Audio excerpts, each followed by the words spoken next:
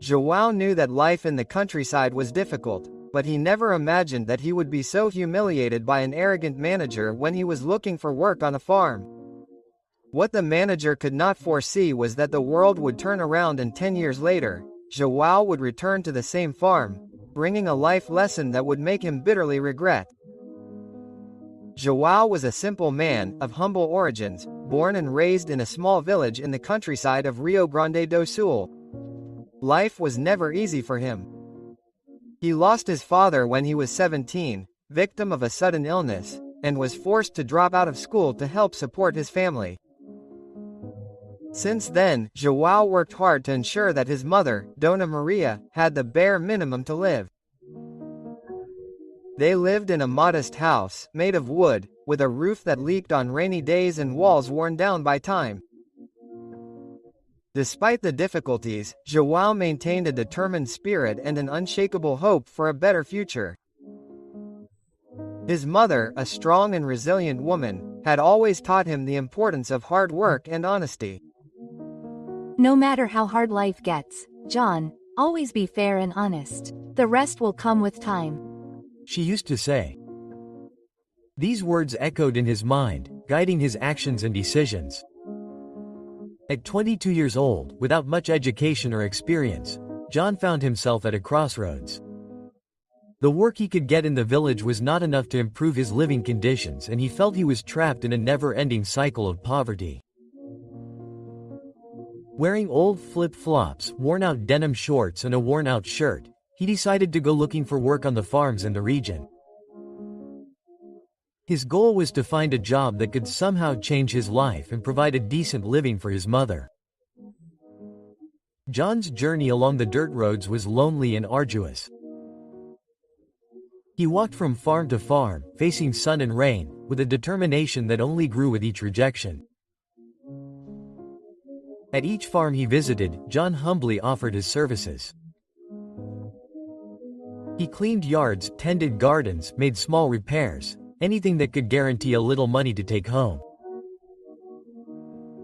It was a hot afternoon when João arrived at the Boa Vista farm, known for its vast expanse of land and high-quality cattle. The farmhouse was imposing, with its large colonial-style house surrounded by leafy trees and well-kept gardens. João, with his heart racing, approached the porch where the manager, a robust man with an austere face, was sitting. "What do you want here?" asked the manager, standing up and walking down the steps of the porch with firm steps. The tone of disdain. The manager, Mr. Almeida, looked at João suspiciously, thinking that this simple, poorly dressed man might be there to try to steal some food or beg for alms. Just another bum looking for trouble, he thought. João, humble and nervous, took off his straw hat, twisting it in his hands. "Good afternoon, sir. My name is João. I'm looking for a job. I can do anything you need. Cleaning, maintenance, anything," he said with a trembling but hopeful voice. The manager, with a cynical smile, crossed his arms. "We don't hire just anyone here. You have to be qualified to work on our farm. What do you know how to do, anyway?" João took a deep breath, trying to stay calm. "Sir, I'm a yardman. I know how to take care of gardens, clean, fix fences, take care of animals. I do a little bit of everything." Yardman. The manager let out a sarcastic laugh. "Boy, we don't hire people here to sweep yards. We need people with education, with real experience. Go get an education, a degree, some real experience," he said, shaking his head in disapproval. The harsh words hit John like a punch in the gut. He felt humiliated, a single tear rolling down his face as he turned to leave. At that moment, John made a promise to himself. He would never be treated like that again. He would turn things around and prove that he was capable. Determined to change his life, John went to the city. He walked the streets, going from door to door, trying to find work. He stopped at several stores, markets, and even other smaller farms, but he always got a no. People looked at his worn clothes and calloused hands and judged him as incapable. "Sorry, but we're not hiring," they said, avoiding eye contact. John was starting to lose hope, but his determination kept him from giving up. Tired and discouraged, he spotted a small auto-electric shop on the outskirts of town. It was a busy place, with trucks and cars coming and going constantly. The smell of oil and burnt metal filled the air. João approached the counter, where a middle-aged man with gray hair and grease-stained hands was serving customers. "Good afternoon, sir. I'm looking for a job," João said with the same humility as always. The man looked him up and down. "What do you know how to do, young man?" "I'm a gardener, but I learn quickly. I can help with whatever you need," João replied hopefully. The owner of the workshop, Mr. Carlos, scratched his chin thoughtfully. "Well, we need someone to help with the cleaning and organizing the tools. Could you start today?" João smiled with relief. "Yes, I can, sir. I really appreciate the opportunity." Thus, João began his new journey at the auto-electric shop. At first, he cleaned the floor and organized the tools. But his curiosity and desire to learn soon caught Mr. Carlos' attention. He carefully observed the mechanics at work, asking about the parts and how the vehicles worked. His effort and dedication did not go unnoticed. "João, it seems like you have a knack for this," Mr. Carlos said one day, while showing him how to fix an alternator. "I'll teach you everything I know." So, that's what he did. Carlos taught him every detail he knew, things he had never shared with anyone. He saw the effort and the sparkle in João's eyes as he learned each lesson. João learned easily and showed great dedication. In a short time, he had assimilated knowledge that others took years to acquire. Over the years, João became an expert in auto-electrical repairs. His talent and work ethic earned him respect and recognition. It was then that he decided to open his own repair shop. Working tirelessly, João transformed his small business into one of the most sought-after auto-electrical repair shops in the region. He not only repaired vehicles but also treated each customer with respect and humility, always remembering the lessons he had learned along the way. Now, at 32 years old, João had achieved the success he had always wanted. With his auto-electrical repair shop established and business thriving, João allowed himself to dream again about his roots in the countryside. He had always had a fondness for rural life, and now that his financial situation was stable, he decided it was time to make his dream come true. John began exploring farms for sale in the area, looking for a place that would not only meet his needs but also bring him the peace and satisfaction he so desperately desired. At the end of a hard week of work, John drove his truck along the dirt roads, surrounded by vast green fields and wooden fences. Dust billowed around him as he looked around, eyeing each property with a keen eye. At each farm he visited, he examined the terrain, the infrastructure, and spoke with the brokers, but nothing seemed to be quite what he was looking for. Still, driven by his determined spirit, John continued to drive his truck along the various dirt roads, visiting various farms and asking locals about properties for sale. In one small village, he stopped at a roadside stand to have a coffee and chat with the locals. "Do you know of any farms for sale around here?" João asked the attendant as he picked up his coffee. "Well, I think there's the Boa Vista farm," the man replied, scratching his head. "I heard the owner is thinking about selling it. It's about 10 kilometers from here. Just keep going until you see the entrance." Quote. João thanked him and got back into the truck, following the instructions. As he approached the entrance to the indicated farm, a mixture of anxiety and nostalgia took hold of him. His heart raced when he recognized the rusty iron gate. It was the same farm where 10 years ago he had faced the humiliation that would change his life. Surprised by the coincidence, João stopped the truck and contemplated the entrance for a moment. The memory of that painful afternoon came back with force. He felt a wave of emotions, but also a feeling of closing a cycle. Determined not to let the past dominate him, he took a deep breath and entered the property. Driving to the farmhouse, João found the owner, an elderly man, sitting on the porch. Quote, "Good morning, sir. I heard that the Boa Vista farm is for sale," João said, trying to keep his voice steady despite his inner turmoil. The owner stood up and approached, a friendly expression on his face. Quote, "Good morning. My boy.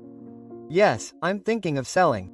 Times have changed and I am no longer as willing to take care of everything around here as I used to be. We can talk if you are interested."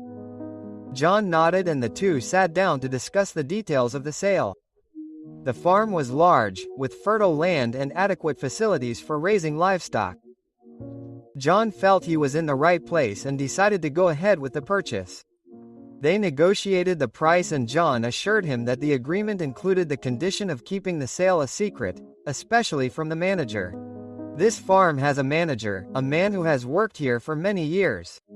Is he a slightly older man with a robust appearance? John asked, trying not to reveal his anxiety. Yes. The owner replied, tilting his head in curiosity.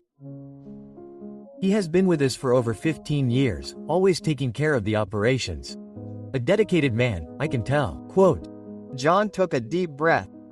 The fact that the manager was still on the farm only made his mission more meaningful. After we finish signing all the papers, I would like to talk to the employees, but without the manager present. I want to surprise him. And please ask everyone not to mention anything about the sale until I am ready to reveal it. Quote. The owner, still a little confused, but respecting John's request, agreed. As you wish. We will keep this between us and the employees. Quote. With all the documents signed, John became the new owner of the Boa Vista farm. He was determined to keep the manager's secret, creating an atmosphere of anticipation among the workers.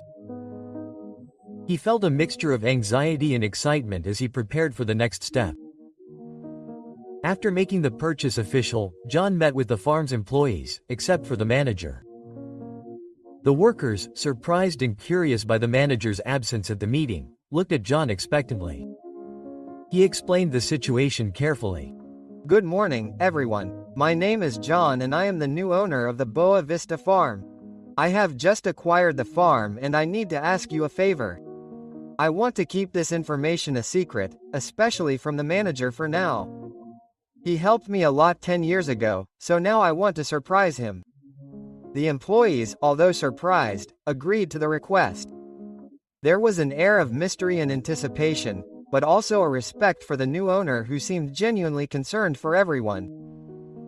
John thanked the employees for their understanding and, with everything organized, he began to plan his surprise. The next day, he dressed simply, remembering the humble times, and returned to the farm. To keep the manager from becoming suspicious, John parked his truck a safe distance from the farmhouse and walked the rest of the way. He was eager to confront the manager, not for revenge, but to show him how much life had changed and what he had accomplished. When he arrived at the farmhouse, he saw the manager, now older and tired, supervising the work on the farm. Good morning, sir, said John, disguising his voice. I'm looking for work. I need any service you can find around here. My family and I are in need and I would really like an opportunity. Quote.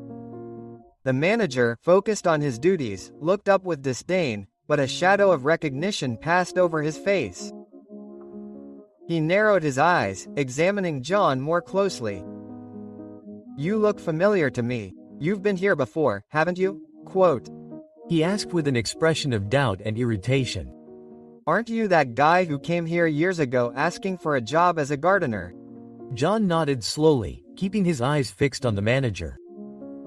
Yes, sir, that's me. What now? Do you have any job available for me? The manager snorted, visibly irritated.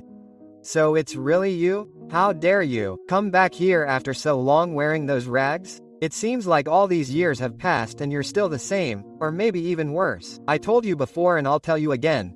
Go get some shame on your face and go study instead of slowly going around looking for favors. Quote. João felt the familiar mixture of pain and raised his head and looked at the manager firmly. With all due respect, sir, I think you should be ashamed of yourself. You should never treat someone that way. Everyone deserves respect, regardless of their financial status or appearance. Not everyone can afford to study well and graduate from college, but that doesn't mean anything either. I've seen a lot of rednecks out there, smarter than doctors with degrees. The manager, surprised by the direct answer, backed off a little, but became even more irritated by João's audacity.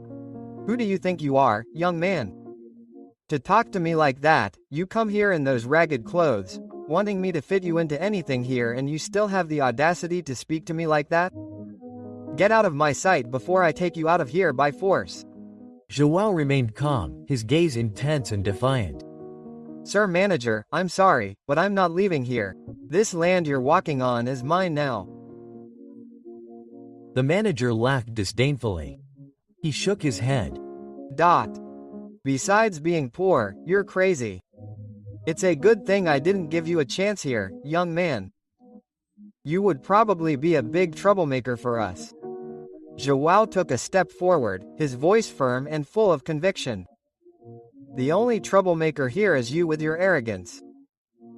Listen here, Mr. Manager, I am your boss and you are the one who works for me. The manager froze, his smile disappearing instantly. Boss, what do you mean? You must be crazy. The farm wasn't sold. Yes, it was, João replied, a subtle smile on his lips.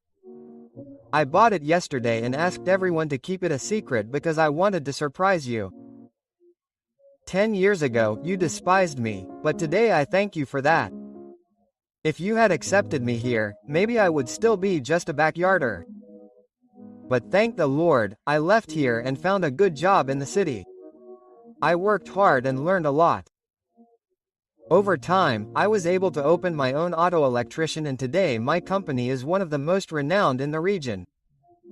With dignity and respect, I managed to rise in life, and today I am a very successful man. The stunned manager shook his head slowly, processing John's words. How is that possible? It can't be. That's exactly what you heard. The world goes round.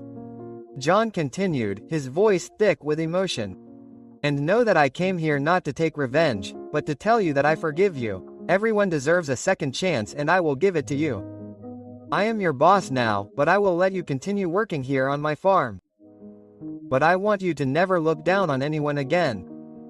Here respect will prevail, regardless of each person's financial situation. And if one day a young man appears looking for work here, please treat him well. The manager, listening silently, felt an overwhelming wave of shame. I am so sorry. This is for you to learn to never underestimate anyone again, said John. His expression was soft but resolute. The manager, with his eyes full of tears and his face tinged with shame, lowered his head without even wanting to look back. The manager apologized once more and walked away, leaving John and the farm workers behind.